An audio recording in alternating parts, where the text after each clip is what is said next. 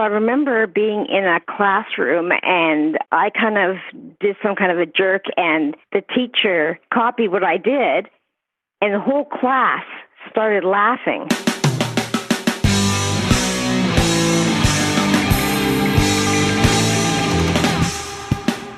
Hey everybody, it's Ben. Using a slightly different audio setup this week, so I hope it sounds okay.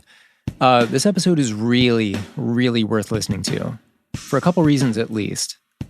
For one, our guest, Marie, has quite a story. And it's kind of a slow burn, I guess you could say. I'm learning, we're talking and I'm learning about her life and her present day and recent history, and then we go back to her childhood. And I get surprised a few times. A really, really interesting interview. In some respects, unlike any I've done here on the podcast, and maybe we should hold a contest to count up the number of times that I say, huh. Like, I think I say it a lot here. And I really appreciate Marie for opening up her world to us. It's really, really good. We're going to get to that in just a minute. First, a few things from our listeners. You recall a few episodes ago, actually early in this season, we got a question from Carson, who was asking about the potential links or umbrella that might be over TS and OCD and ADHD and other things that we often hear spoken about in the same breath as Tourette syndrome. And I believe his question was whether all of this is so interrelated with so many common relatives. Is this all one big thing that just happens to have separate components called Tourette syndrome and OCD and ADHD and so on? Like, is there something bigger going on and this is all kind of part of that? I hope I'm recapping Carson's question the right way. I didn't have any answers to it, so I put it to you guys, the listeners, and I got a response while I was traveling from a listener named Angie. I'm going to read what she had to say. It is a question that I don't see many people asking, and most of the medical treatment tends to focus on tics and the behavioral symptoms separately, which is too bad because I think understanding of how things are interrelated is so vital. For example, our neurologist and psychiatrist have never even thought about talking to one another to collaborate, even though Tourette is a complicated neurodevelopmental condition. But when I have talked to experts who really stay up to date on the research and are intimately familiar with the condition, they talk about it from a more integrated angle. For example, often it is called Tourettic OCD instead of OCD, which usually develops in a different manner. There's even great research on it. For us, it was life-changing because the typical mental health interventions were making things worse for our child. It wasn't until I realized that doctors were approaching it the wrong way that things got better. Interventions not designed for children with a neurological impairment can be extremely detrimental. Emotional and behavioral approaches focus on resolving the issue, but a neurological approach focuses on helping the person live with their disability. It is like insisting that a child grow back their arm instead of helping him learn how to live without an arm. The recommended approach to TS is to use proactive behavior management techniques designed to help avoid triggers and teach coping skills. So I started to go into doctor's appointments armed with research and recommendations from the Tourette Association of America, and I ditched anyone who refused to come on board. In the context of just the comorbids, my kid didn't make sense to anyone. He frustrated the mental health specialists because his ADHD, OCD, and anxiety didn't respond to treatment the way everybody thought he was supposed to, but he totally made sense in the Tourettic context. The Tourette Association of America is a great resource for information like this. Angie then goes on to say, I am definitely not an expert, but it is something I feel passionately about because I have seen what a difference this understanding has made to our family. I went from a victim to someone who really understood my child and how best to help him, and it has been so neat to see my son respond to that. We work together as a team now. Thanks, Angie, for writing in and responding to Carson. And that research that she mentioned, she did include a link to that. So I'll have that with the show notes to this episode at tourettespodcast.libsyn.com. And you can evaluate it and see what you think. Here's another voice from the community, and actually a familiar voice. This is Jade, who's been on the podcast. She had a response to Fish, who talked about the difficulty he had getting the TS diagnosis. In this case, from a doctor who just didn't have the right universe of understanding about Tourette's and didn't think Fish actually had it, even though he eventually got the diagnosis later on from a different doctor who had a better understanding. So here's Jade. This is an answer to Fisher talking about how the specialist he went to see for diagnosis of Tourette syndrome said that he couldn't possibly have Tourette syndrome because he didn't swear. I had a similar experience when I went to a specialist to try and get medication for the ADHD part of me. I went, saw the specialist, and he said, well, what do you really enjoy doing? And I, at the time, said, I don't know, like gaming. Great.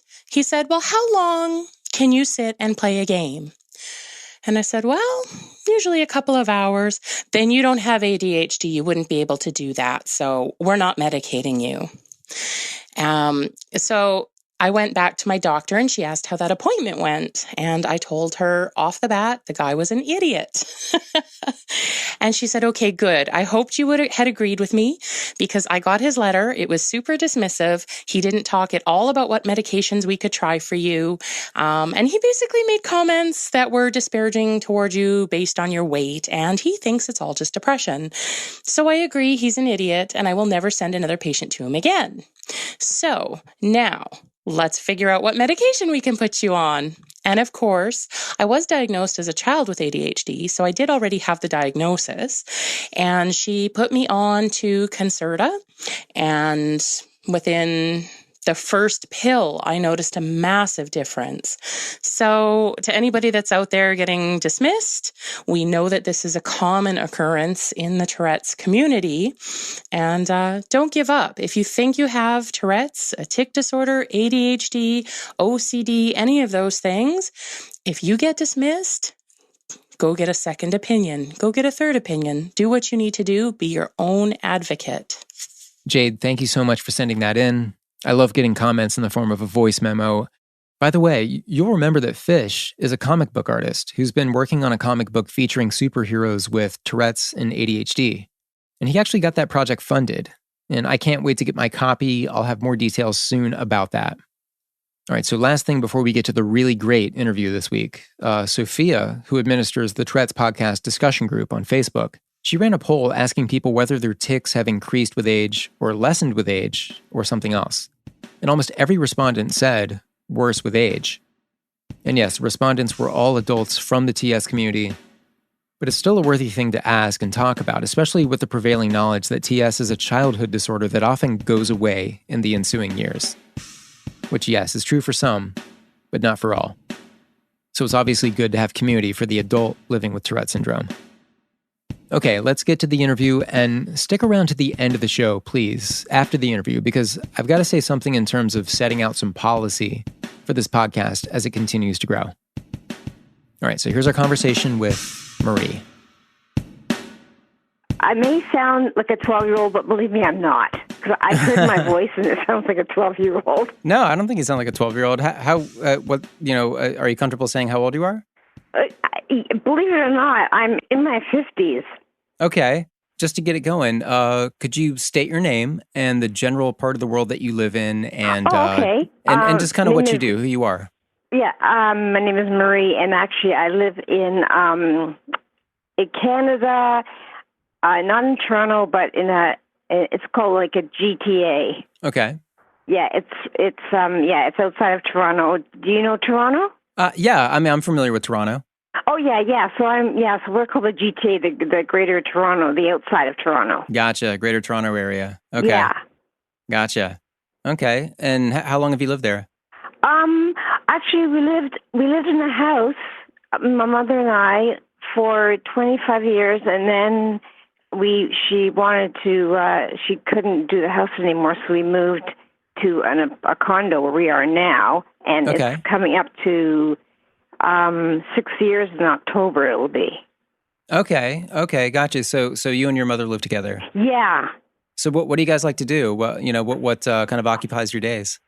Well, now the interesting thing is that I used to work in a second. Have you heard of Goodwill? Oh yeah, of course. Yeah. Well, see, I worked in a Goodwill store. Okay. For 22 years. 22 years, wow. Yeah, well, there's 4 different stores. And then something happened that it was mismanaged, and the company went bankrupt. Huh. So, yeah, without even any notice to anybody, And the thing is that with this company, they had a support program. That's why I was probably there so long, because they had the program and you did your work. And there's a lot of it was for people with employment barriers. Gotcha. Okay. So that goes down the tubes, and then couldn't find anything else. And when you say they went bankrupt, do you mean just the individual store? No. It was Toronto went under. All the stores in Toronto. There's a whole bunch of them. Now there's a Goodwill in where is it, Kitchener, and there's one in London. They're operated completely different, so they're fine. But it was Toronto that went down. Well, so yeah, what did you do after that? Well, what did I do? Oh, I was trying to do job searching, but nothing happened. I was putting restrictions on myself. So then what I did was I decided to do volunteer work. Okay. So I got a job with March of Dimes. Oh, nice. And it's administration, and I like that because there's no computers, there's no nothing. It's all paperwork. Nice. So, so March of Dimes. Did you have any sort of closeness to their cause? So they deal with premature births, and is that right? Actually, to tell you the truth, I don't know how I got it, because I've been there for almost 2 years. No, I've been there for 2 years, so I don't remember how it started. For job search, I went to what do you call them? I went to employment agencies. Mm-hmm. And they just said that I needed a goal and I didn't have one, and they couldn't help me. So I thought, okay. Oh, and then what did I do? I applied for disability, for CPP disability, and I got that. So okay. So what was that helpful? So once a month I get a certain amount, and it is helpful because there's nothing else coming through, and then so it's very strange that we thought that if somebody saw with my resume, they might say, "Oh, well, let's hire," but nothing's happened. What do you like to do? As far as just talents, hobbies, anything. Well, I was good at. I was in retail. I liked retail, but then I was getting. I got spine osteoarthritis, and I've got spine issues, and so my lower back is really bad, and my legs go. They hurt and everything. So standing up is not good, and they wouldn't have accommodation. So I figured, okay, something's going to pop up sometime. So that's that. So is the disability enough to help you out with your mom? I mean, do you care for her as well?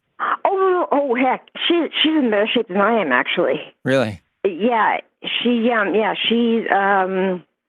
does what she does.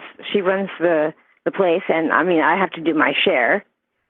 But yeah, she's very good. I mean, yeah, she's in good shape compared to me. Is it okay to say how old she is? She is. How old is she? I think she's going to be 81. 81. Wow. She's 80. Yeah. Well, see, she's got the genes of the hereditary from my grandfather. He was 93 when he died, and he looked like he was 70. Wow. Yeah. Wow. So she's very classy, I guess you could call it. Nice. Yeah. So I've been with her. It's been just me and her. I have my sister, and then I had my dad, but they separated, and my sister lives downtown with her family. Uh-huh. So it's just, since she said I would never be able to have a boyfriend because it would cause too much anxiety. So she said to stay with her.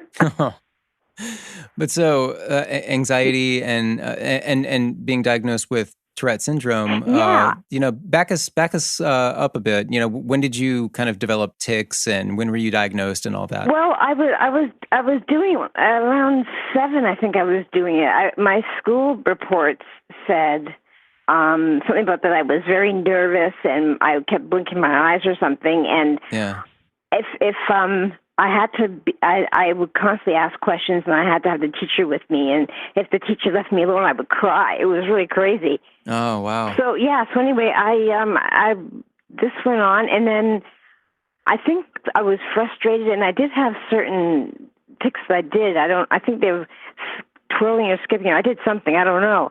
Yeah. And then, so anyway, I went through school, and I even got bullied in school, of course. Yeah. And then then I started getting a job. I had a job, and I was doing things but didn't know what it was. And so we were living in a townhouse, and it's the old story of Ann Landers. Uh-huh. There was an article about Ann Landers, and my sister or something showed it to my mom and said maybe that's what it was. So when I was in high school, now in high school, I had nothing. Yeah. Absolutely nothing. No tics or anything. And then when I got out of high school, I was 19. That's when I went to a psychiatrist, and in 5 minutes, the doctor diagnosed me. Wow. Yeah. Wow. So what did the doctor, I mean, did he offer medication or any advice, or what did he say to do? Yeah, he did. He prescribed, he told me about the Haldol. Yeah. Oh my gosh, that was awful. Yeah, it was. I was on that too. Yeah, I had this, and so I was on this, and it started making me get all tremor-y and everything. So anyway, apparently I had to get off that one, and then I was on another one that made me cry. I was on different medications that did not work. So I don't take anything for it because I don't know why. My stomach, my body is too sensitive, so I don't take anything. So how are you doing with your tics? I mean, you mentioned blinking when you were a kid. What are your tics like? Stopped now. It's very interesting because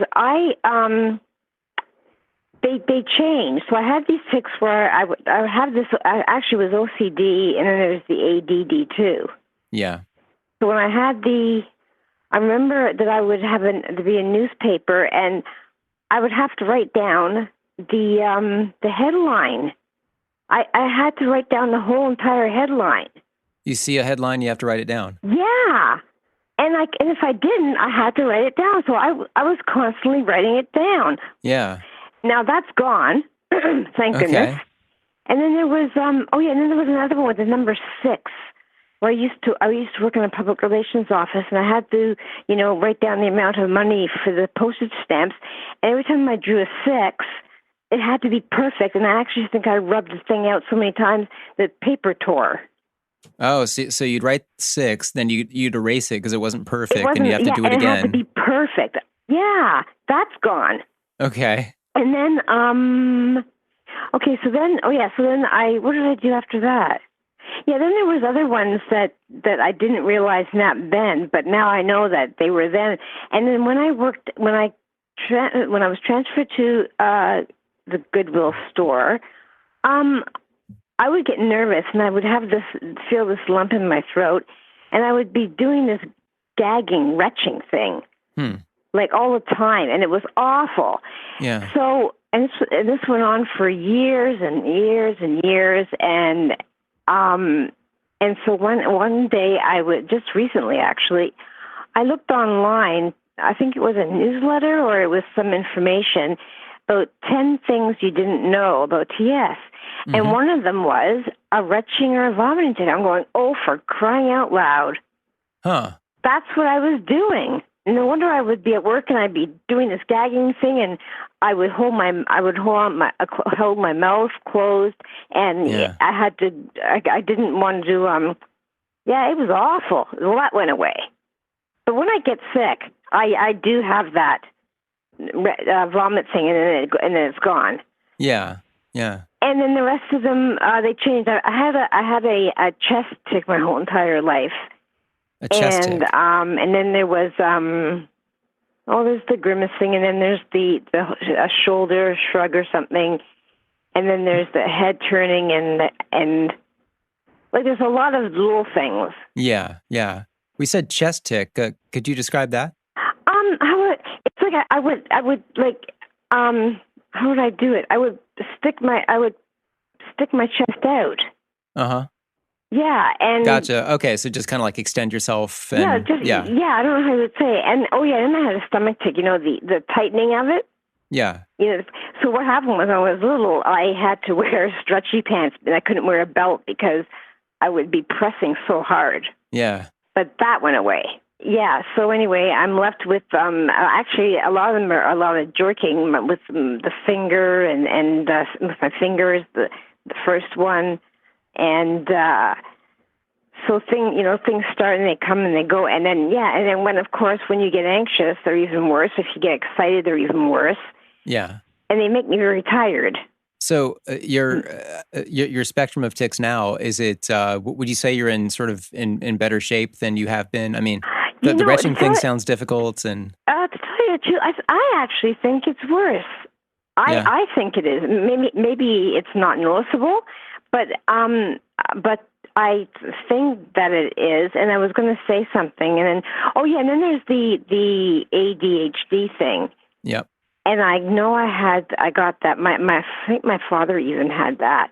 I don't know where the TS came from because they say it's genetic and it's hereditary, but I don't know nobody in my family has it. Yeah, so I don't know where that came from. And so I'm the only one. Nobody in my family. Actually, I think they say it's the parents. The parents, they pass on to their kids.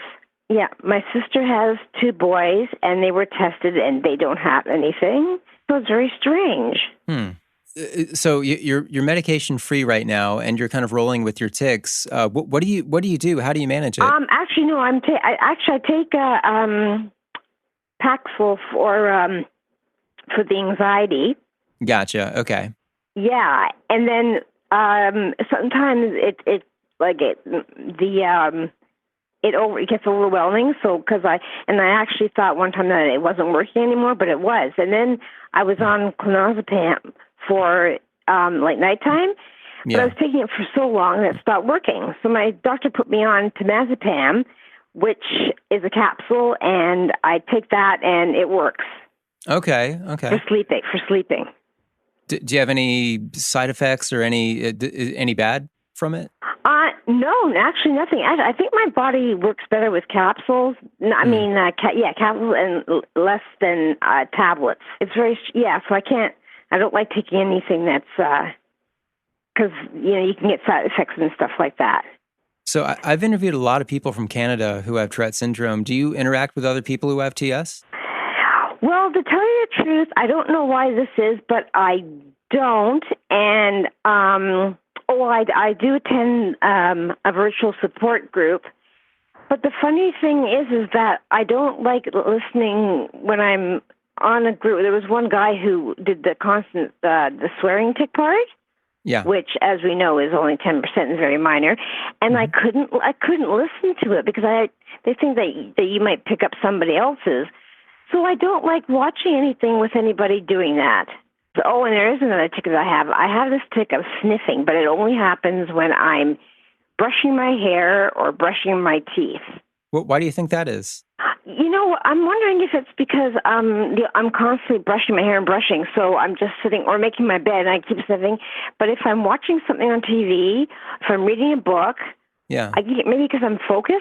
Yeah, that could be. I mean, there are things that I get focused on, and if I tic, I don't really notice it as much, or it doesn't bother me as much. Yeah.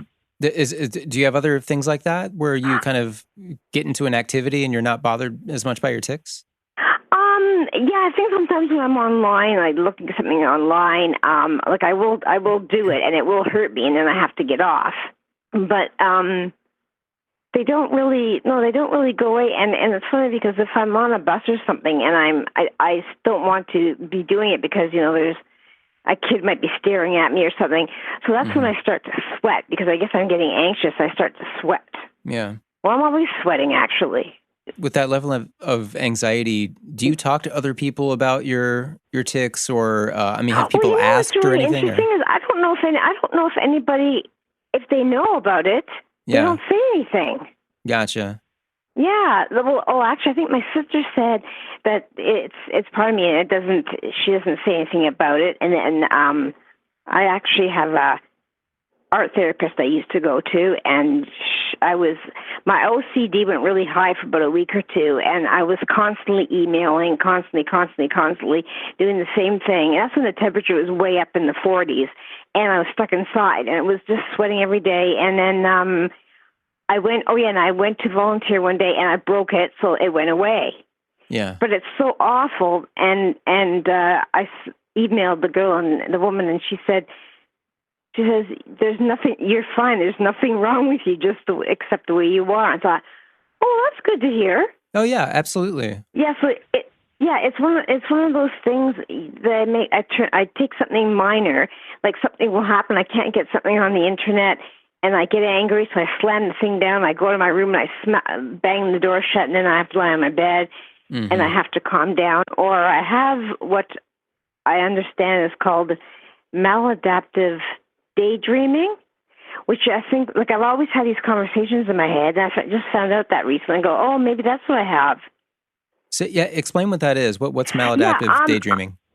From what I understand, it's that you might be doing something, like, I don't know, say I'm doing laundry, or I'm making my bed, or I'm cleaning something, and what happens is I start having a conversation that either happened a long time ago or will not happen, and I'm completely not where I should be, and it lasts for a long time, and then I can't do what I'm doing, so I have to sit down and wait until my head clears. Apparently, if you're walking, one girl said if you're walking down the street, and she'd be walking down the street, and she'd be doing this daydreaming, and she'd walk so far that she'd have to walk back. Huh, okay. It's like I think my dad had it too, because he would be present, but he would be off somewhere, and he was even whispering, like talking to himself. That's part of it too. I don't know if I do that, but that's what it is. I thought, okay, just having a conversation of what I would like it to sound like, or a conversation that I pretend would happen, and the conversation would be going on and on. And I even went to doctors and said, why am I having these conversations? And that's maybe what it is. Maladaptive daydreaming. So are they ever negative, or you said a conversation you'd like to have, but well, yeah, I'm pretending to say I'm going to phone somebody, and this is what I'm going to say, and I have a whole conversation, but the conversation either doesn't materialize or turns out completely different. Or it's a conversation that I did have, and I would be going back how it would go, but it didn't go that way. So yeah, it's very strange. But now I know what it is, and it can last a long time. Sometimes it lasts for maybe a few minutes. Sometimes it lasts longer. How long is one gone for you? I think maybe. Well, I'm not sure. Maybe 10 minutes, 15 minutes or so, and then I would I'd be doing doing laundry and having the conversation. So I would have to say, okay, I can't do this anymore. I have to go and sit down because I'm not present where I am. Even if I'm having breakfast and I've heard something, and so I start having the words in my head, and it goes on and on and on, or a song comes into my head and I start singing it. It's crazy. So are you trying to achieve a certain kind of outcome with these conversations? I mean, are you trying to arrive at some sort of, goal in your mind of how this conversation should end, or?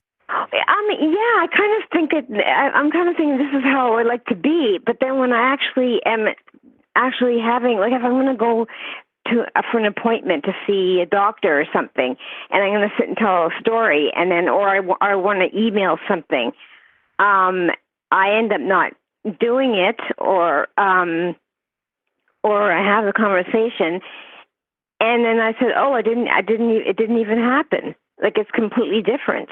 So I don't know what the goal is supposed to be. Maybe I want it to be a certain way, but it does not come out that way. It's not. The conversations aren't reality. I'm learning a lot from you. Yeah, well, that's what I thought. And I would apparently this thing where I would be doing something in the kitchen, and I would leave something there, and I would completely forget about it. And then Mom had to come and say, "Oh, you left this here," or I sit on the couch and I move the cushions, and I completely forget that I've done that. So it's just gone. Or something, like if I'm thinking of something and oh my gosh, that didn't even materialize. Or if I've done something and maybe 2 days later I'll figure out that's what that means, or I just figured out what this means, and it's funny. Watch, It's not funny. Now I've heard that they say that these tics, no, these things, they, I just lost my train of thought. Isn't that funny? Whatever I was going to say, it's gone. Isn't that strange? It happens, though. Yeah. And that happens to me all the time. I walk into a room and I have no idea why I went there. And So how do you manage at work, whatever you do? So it wasn't until this year that, being 2018, so right now as we're talking, it's late July 2018, and it wasn't until the start of this year that I opened up about my Tourette syndrome. Oh, that's right. You said you were holding it back. You didn't want to talk about it. Yeah. I didn't want people to know because I was worried that they would judge me or that it would jeopardize me professionally or, fill in the blank. But a lot of anxiety about that. And then I kind of hit the age to where I'm like, I should not care about that anymore. I should learn more about myself. And I do podcasting kind of by trade. So this seemed to be just sort of my avenue to kind of, link with other people like yourself and talk about it. And I know. Isn't that something you didn't want to, because if you, like, when you go for an interview, perhaps they tell you, don't mention it, or they say, because then if you mention it, they're going to say, oh, well, that's not good. No, the first thing they'll think is, do you swear? Yeah, that's what I was always worried about, that I would just be misconception. Yeah, that misconceptions and sort of bad judgment would harm me somehow. Yeah, I had that when I was working in one of the Goodwill stores. I had a poster, and the manager, she saw it, and she said, I said, no, I don't swear. She goes, oh, thank goodness, or else we wouldn't be able to put you out in the cash. It's an awful misconception. Yeah, well, even for people who do have coprolalia, they deserve the equal treatment like the rest of us, That's right. Now, what's awful is supposing somebody has the N word as a tick, and they're on a bus and they go out and say it. Yeah, I've heard of that. I've that's talked to people who said that you can get in trouble. It's easy to understand situations where there would be a misunderstanding where things could get out of hand. Right. They have to call. They say, okay, you know what? If you don't stop that, we're going to kick you off the bus or call the police or something. What are you supposed to do? I have talked to people who do have that tick, and it's not been fun for them. I think what you do is there's these things that you can get. What are they called? Tags. You can get something that says what you have and right to hand them out so they don't, because they might think you're weird, but you're not really weird. I have seen some. Actually, I was on a bus one day and I saw a girl who was sitting in the bus and she started banging on her backpack or something, and then she was reading, and then she would bang on it again, and I knew it was going on, but the lady sitting beside me, she was looking at me, and I said, don't worry about it, and then the girl got up and went to the back of the bus. Yeah, the best you can do is just communicate and hope that the person you're talking with understands where you're coming from and will sort of set aside any sort of judgments or negative reactions that they would have if they thought you were being serious, or if they, it's just that's the best we can do for right now, while simultaneously doing our best to educate the public. So there's a tolerance. Now, what's interesting is they're doing research, and I'm thinking that supposing in our lifetime that they come out with a pill or something, and I know I've heard people say that if a pill came out, I would not want it, and for some strange reason, I'd be the first in line. Oh, so to just kind of clear up your tics and your Tourette syndrome? I would be the first in line. Some people say that they don't want to get rid of it because it could make them completely different, but for some reason I don't feel that way. Yeah, I've talked to people who've been on both sides of that. Some people say that, it's just such an important part of their personality and they've learned to accept themselves. And, that's right, that's part of them and they want it and they need it. Yeah, there are some people whose tics cause them pain and other discomforts in life, and fair enough. I'm not going to judge anybody who wants to try things to medicate themselves and improve their lives if they feel like they need to. That's totally their call. The best I can do is try to encourage people to accept themselves if, that's what it comes down to.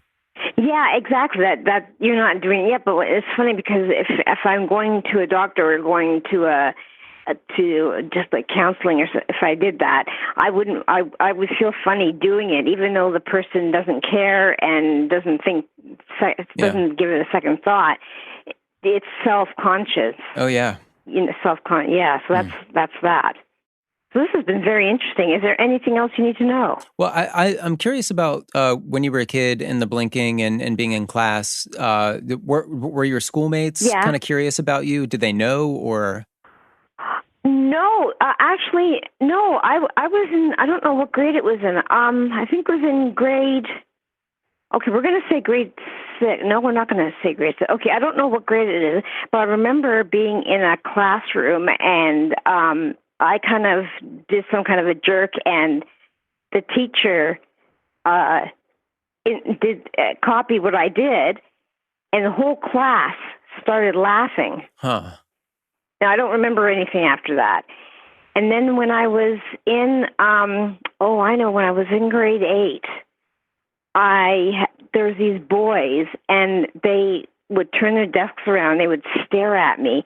And one of them actually wrote, when I was in grade 8, I think it was, there was this thing called Hugo, the Man of 1,000 Faces. Yeah. Mm-hmm. And somebody wrote the name Hugo in my knapsack and wrote it somewhere else. Why that? Why that name? Yeah. Because I guess I was having facial tics. I have no idea. I don't remember. Huh. Okay. But yeah, they stared at me, and it was. I was bullied, and when I was in when I was in school, there was these two. There's two boys. They were troublemakers, and they would chase me on bikes going home. They would chase me. Oh my God. Yeah, I know. I was with another boy, a young boy. We would be walking. Yeah, they got on their bikes and chased me. And then I think one of them, actually, when I was 9, somebody threw a piece of glass, and it landed in my head. What? Oh my God. Yeah. I mean, did that injure you? Well, apparently, what happened was I had to go sit in a classroom, and I had to hold something to my head, and I had to get a stitch. Oh my God. Yeah. And I don't remember. Yeah, I don't remember anything else that happened. But yeah, can you believe that these boys? I think it was these boys that were a troublemaker. I put my hand up there. There's a hole in my head, a tiny hole. Were they punished or brought to justice in any way? I don't even remember what happened after that. Oh my God. All I know is I was sitting in a classroom, and I had to blood was just all over the place. Yeah, and that's what happened. Good Lord. So I really got the bully thing. And that's when I became very insecure and very shy and I wouldn't participate in anything. I mean, that's traumatizing. Yeah, well, it is. But then as time gone on, I forgot all about it. I don't remember it anymore. Wow. It was, my school years. So, and that's when I got to high school, and everything disappeared. Yeah, so I was tick-free for 4 years. You were tick-free for years. So 4 years. What was life like at that point? I mean, did you have less anxiety, or were other? I had nothing. In fact, I was fantastic. I had a girlfriend there, and the only thing is that I couldn't. For some reason, I couldn't follow the notes in the board or something. But mm-hmm. I was great in spelling, and I couldn't do comprehension. I couldn't read a story and then answer questions about it, because I would have to go back and read. But I was fine. Yeah. Huh. And then that's for 4 years, and it was unbelievable. And then when I finished high school, I think that's when it started up again. So tell me again, what was the first tick that started up when you got to high school? After the 4-year period. Actually, I have no recollection of what happened after that. Wow. I know that the blinking stopped. I had a facial tic with my cheek. That stopped. I shook my head. You shook your head. Yeah, and yeah, that one I have done still. Oh, that, yeah. So that that's the only one. They weren't. Yeah, the rest of them they're different now. Oh, and I think when I used to write, I used to bang my fist on a piece of paper before to write. I would bang my fist, but I don't do that anymore. So, okay, so that was a tick, banging your fist. Would you have to do it a certain way to kind of get it right? No, I would just maybe bang it once or two. I don't know how many times. I just before I write, I bang it, and then I would write. That's all I remember. And then there's something else I used to do that's strange, because I'm left-handed and people are right-handed. I would get my left hand and I would scribble backwards. I wasn't even writing anything. I was pretending to write the way you do when you're right-handed. Mm-hmm. It was weird. I remember sitting there. And I don't know why I did that. I don't do that anymore. So there's things that I did when I was younger. I didn't know why I was doing them. They seem very weird to me now, but they weren't then. Huh. But it was very... Have you kind of come to terms with even though it's been a struggle and you take that pill right away, I mean, have you come to some degree of self-acceptance with it, or... No, actually I haven't, I haven't. Actually, I keep looking at people, seeing how they can sit still and they don't. I don't think I have. Yeah. Like I still feel very self-conscious, and I don't even I don't want to be. If I'm in the kitchen doing something, I want to be by myself. I don't even want to do dishes or anything because I don't want. I mean, my mother knows I have, but it's kind of embarrassing to me. So I don't know if I have. Yeah. Which is kind of strange. Oh, well, I mean, so I don't know what. That's why I said if a pill came out, I'd be the first in line to get it. But now it's going to be going to 8:00 now for the West Coast, I think. I'm ready to go to bed by that time. I won't keep you up all night either. But with this podcast, I mean, have you found people to kind of relate to, and have you found kind of like a positive vibe from it, or? Yeah, and it's interesting when you realize someone else does the same thing. It's an interesting feeling. It's when people don't understand, and you try to explain to them and say, well, you know what, you can't understand because you don't know what it is because you don't have it. So what good is it? Yeah. But I got to say, with the people I've interviewed, including you, I mean, you're helping me just by the fact that we get to talk about this, and it's very therapeutic for me, and I appreciate that. Great. And I hope that at least with this community, I guess, within this podcast community, that you find people that you can relate to in a really positive way. And I definitely have, and I didn't have that before. Right. Yeah, you didn't. Yeah, they have to keep saying that you're not alone and there's nothing wrong with you, and then just do it. And that's what the psychiatrist I used to go to down at Toronto Western Hospital. Yeah. He said, "You don't worry about it. Just do it. What are you going to do? You can't help it." That's true. But I'm just wondering. I know there are people. I know they have the awareness. There's people who have who don't have never heard of it and probably won't hear it because they don't do the certain Instagram or Facebook or anything like I don't. So I never heard anything about it. Yeah. But then there's people that probably don't know what it is and never heard of it and probably won't because they're not into understanding it. They don't go to the channels where you can find out about it. But I think I'm the one that's putting myself down. I'm thinking no, but whenever I'm with family, with anybody, nobody says anything. So either it's not noticeable or it doesn't matter to them. It probably doesn't matter to them. They've probably accepted you and they know that you're a good person. They can see through the tics and, Yeah, I mean, there's a lot of love in that. And I think that capacity is out there with people. That's right. Yeah, it probably is. I could be the one. I'm the one that's saying, I wonder if they're noticing this and I'm doing this and then nothing is said. And, I could be, and we're having company and everything is fine and nothing is said. Yeah.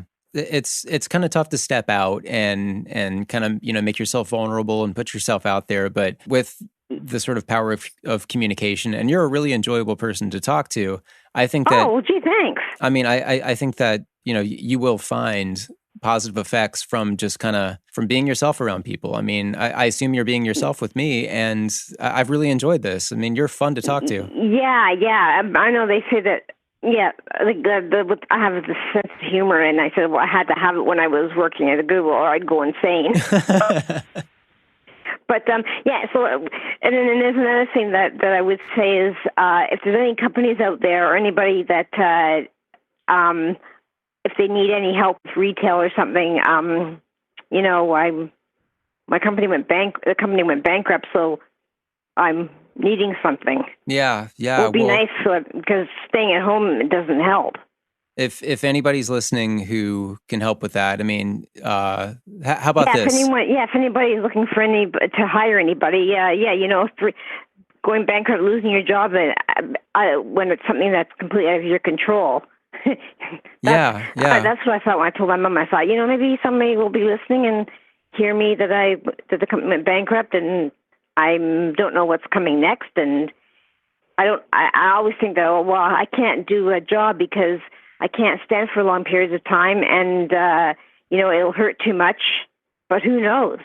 Well, yeah. How about this? If there's anybody listening who's interested in helping out, then they can email me, tourettespodcast@gmail.com, and I'll put whoever that is in touch with you, Marie, and we'll see what happens. That's an interesting thing. Yeah, as long as they're in, it's Richmond in the Toronto Hills area, where I live. Yeah. And so if anybody knows York region, well, that's a good idea. This podcast has the reach that it has. It's mostly within the Tourette community, but I mean, I know other people who live in Toronto, and so hopefully something comes together for you. I mean, yes, I noticed the awareness is that more people are seeing about this podcast and are getting in touch with me. So it's expanding, which is pretty good. It's been cool. Yeah, it's growing. I think since the end of season 1, a lot more people have found it, and so that makes me excited for this season. Yeah, is this a volunteer thing that you do? Yeah. I just. Oh, it is. Oh, see that? Wow. Yeah, I do it because I wanted to do it, and I wanted to talk with other people who have Tourette syndrome. That's 100% the reason why I'm doing it. Yeah, and apparently it's happening in India. In India? Yeah, really? Apparently I went to what was it? I went to a employment agency. I think it was YMCA or so. I thought it was called Seneca.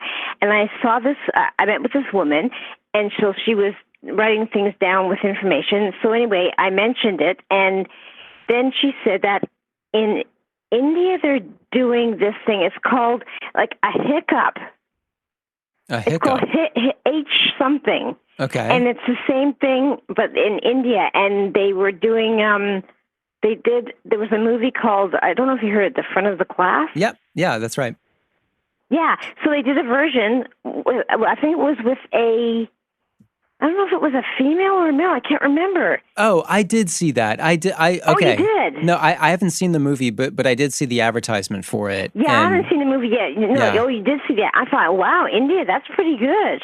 I think it's a female. I believe it is. I could be wrong, but I believe it is. And she's got the same ones that the guy on the front of the class did, which was a really good movie. Oh, yeah, it's fantastic. So, I'm thinking, I wonder how many people are having these tics and don't even know it. I've seen older people who have them. Yeah, it wasn't diagnosed quite as much back in the day, and right. There may be some generational things with it. There are people who have, if they're on TV, who have eye blinking, but that's all they have. So I think there must be some kind of another kind of tic or something. There's some other tic disorders out there. It's just their eyes, and that's it. So you never know, eh? Well, great. It's been great talking to you because I can no longer feel my ear. Oh yeah. Well, let's run on. But I've really, really enjoyed this. It's been a lot of fun. Yeah, me too. Well, it was nice talking to you, Ben. It was great.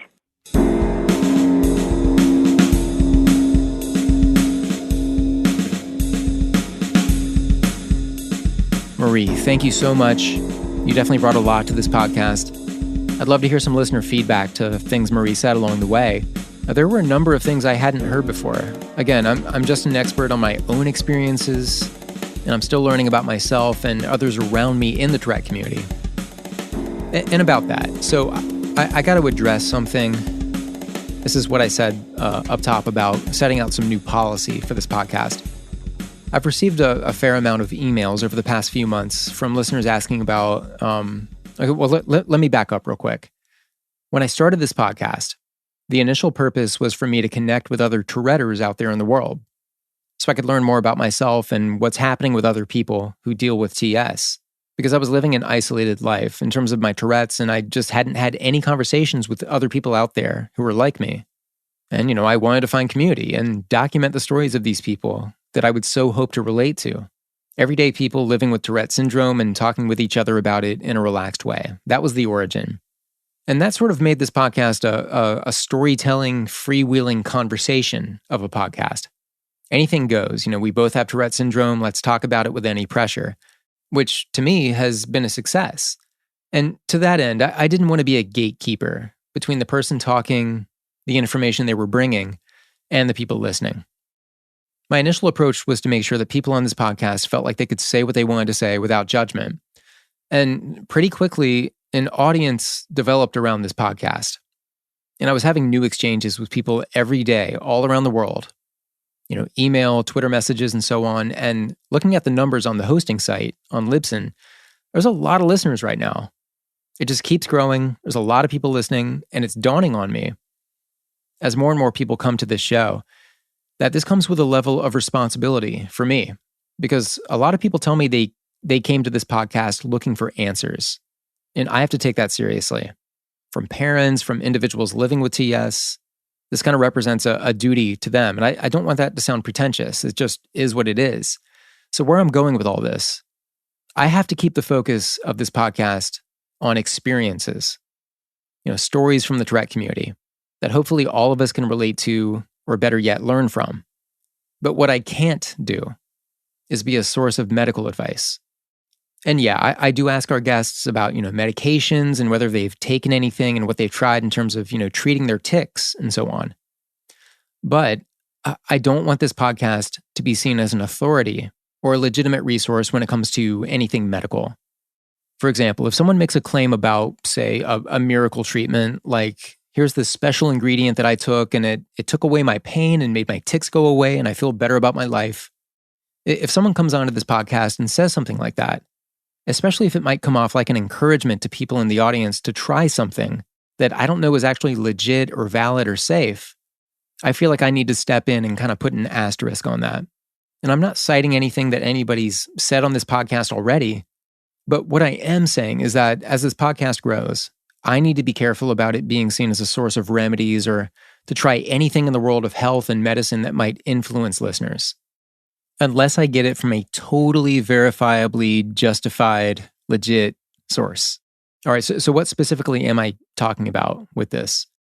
Well, I've received a fair amount of emails and Twitter messages requesting that I discuss the merits of homeopathy and other alternative approaches that might exist to treating Tourette syndrome, or at least attempting to treat Tourette syndrome.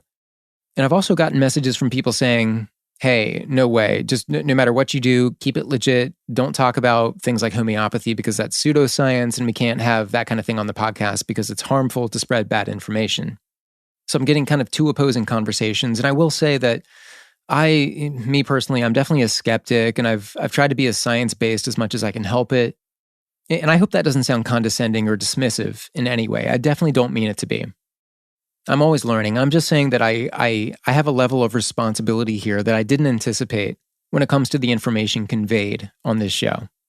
And when we're talking about, trials of different medications and other therapies that people have done or tried in their lives, I have to just kind of leave those things in the context of people telling their stories and discussing their experiences and what they've been through, which again is the original focus of this podcast. So I hope that makes sense. Please let me know if you have any questions about that, if you're confused, and I realize there may be some inconsistencies along the way, previous to me speaking right now and maybe in the future. But in the end, on this podcast, you have a story. I want you to tell it. That is what this podcast is here for. So thanks for listening. Get up with me at tourettespodcast@gmail.com or on Twitter with the handle Tourette'sPod. And join us at the Tourette's Podcast discussion group, which keeps adding new members thanks to Sophia for all of her work there. We'll talk to you soon. This is Ben.